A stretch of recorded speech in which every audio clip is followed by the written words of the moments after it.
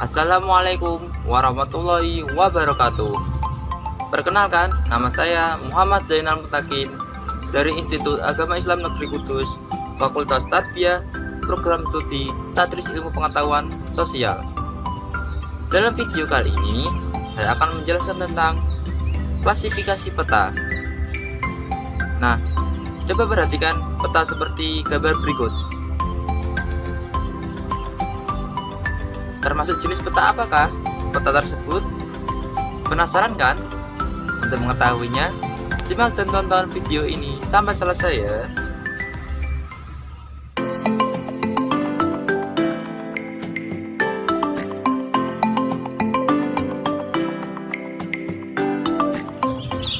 Nah, sebelum kita membahas tentang klasifikasi peta, alangkah baiknya kita mengetahui apa sih yang dimaksud peta itu.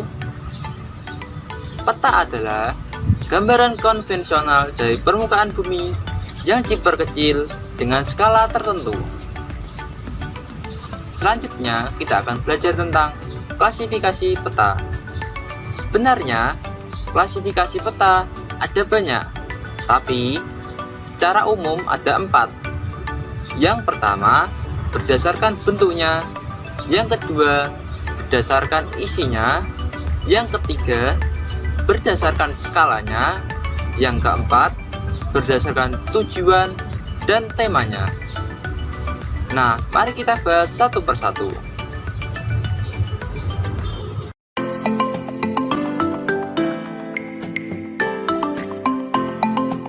Yang pertama, klasifikasi peta menurut bentuknya. Klasifikasi peta menurut bentuknya ada 3. Yang pertama, peta dasar. Peta dasar adalah peta yang digunakan sebagai dasar pembuatan peta-peta yang lain. Yang kedua, peta induk. Peta induk adalah peta yang disusun langsung dari survei pengukuran di lapangan atau hasil fotografi dan dilakukan secara sistematis.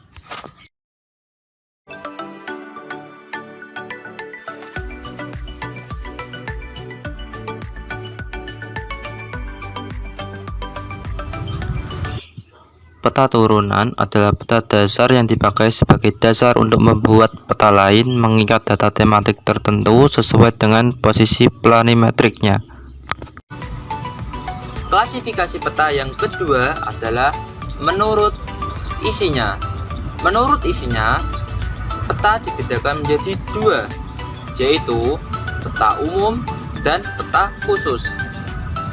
Peta umum adalah peta yang menggambarkan penampakan alam yang bersifat umum. Peta umum sendiri dibagi menjadi 2, yaitu peta topografi dan peta korografi. Peta topografi seperti namanya akan menjelaskan tentang tinggi rendahnya permukaan bumi atau relief.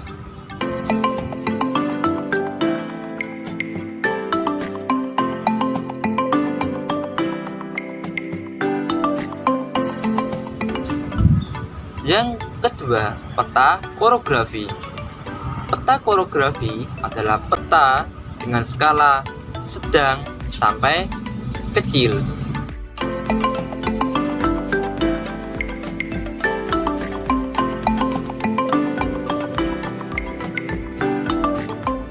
Yang kedua, peta khusus atau peta tematik. Peta khusus atau peta tematik adalah peta yang digunakan untuk menggambarkan penampakan alam yang khusus, misal persebaran pertanian, perkebunan, atau yang lainnya.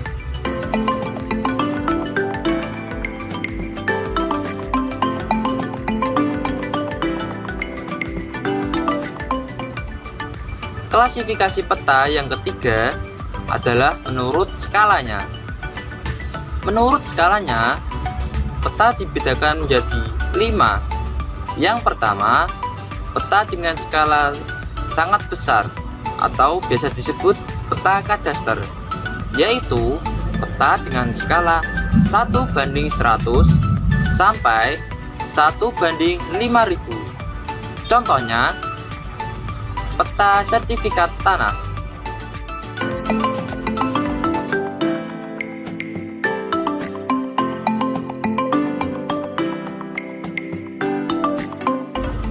Yang kedua, peta dengan skala besar, yaitu peta dengan skala 1:5000 sampai 1:250.000. Contohnya peta desa, peta kecamatan, atau yang lain.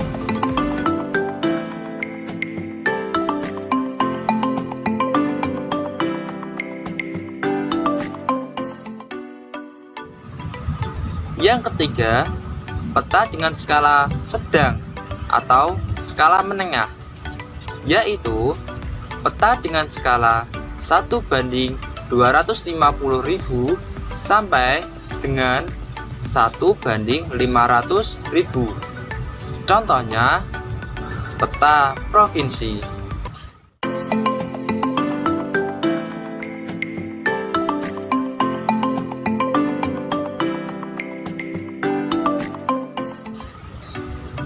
Yang keempat, peta dengan skala kecil. Peta dengan skala kecil ini berskala antara 1:500.000 sampai 1:1 juta. Contohnya peta negara, kawasan negara.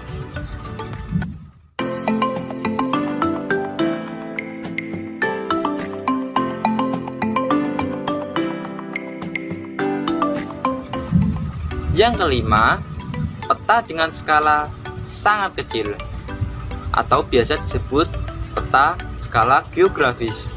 Peta ini adalah peta dengan skala lebih dari 1 juta. Contohnya peta benua, peta dunia, seperti itu.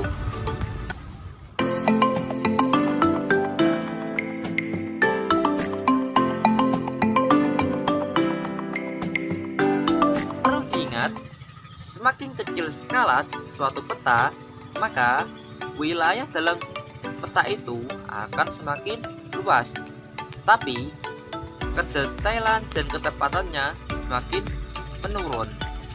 Sebaliknya, jika peta itu skalanya semakin besar, maka cakupan wilayahnya semakin sempit, tapi keakuratan dari peta itu semakin besar.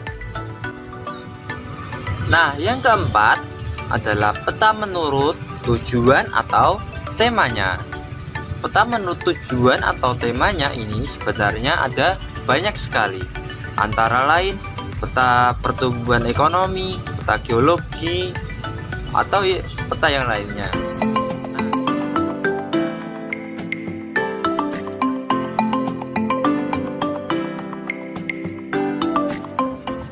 Tahukah kalian, ada 3 kata kunci yang membedakan peta dengan media lain. Yang pertama, dipilih. Yang kedua, bidang datar. Yang ketiga, diperkecil. Yang pertama, dipilih. Artinya, suatu kawasan yang ingin dipetakan harus dipilih objek-objek yang menonjol, yang mewakili wilayah tersebut. Yang kedua, bidang datar. Seperti yang kita ketahui, banyak teori yang mengatakan bumi itu bulat. Artinya, permukaan bumi itu berbentuk lengkungan. Nah, jika digambar di bidang datar, tentunya banyak kesalahan-kesalahan. Nah, untuk itu diperlukan adanya proyeksi. Yang ketiga, diperkecil. Seperti yang kita ketahui, luas pada peta dengan di lapangan tentu berbeda. Dalam peta, luas wilayah di lapangan diperkecil dengan skala tertentu untuk digambar di bidang datar. Nah, untuk memudahkannya, dibuatlah simbol-simbol yang mudah, seragam, dengan tujuan untuk memudahkan dan memperkecil ukuran wilayah tersebut sehingga dapat memuat dalam peta. Nah, demikian penjelasan tentang klasifikasi peta. Kurang lebihnya saya mohon maaf. Wassalamualaikum warahmatullahi wabarakatuh.